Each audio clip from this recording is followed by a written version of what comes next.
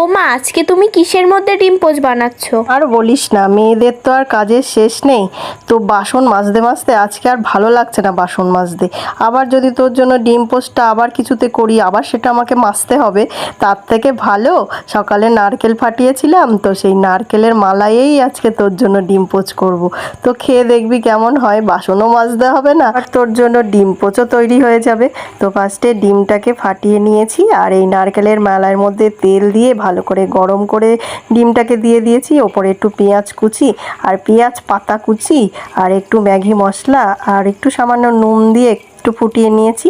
তো দেখতেই পাচ্ছ কেমন টকবক করে ফুটছে তেলটা, আর আমার ডিম পোস্টটা কি সুন্দর হয়েছে।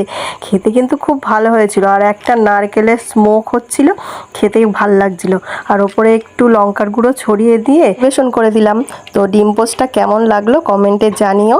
ফাঁকিবাজি ডিম পোস্ট বানালাম, তোমরাও বানিও।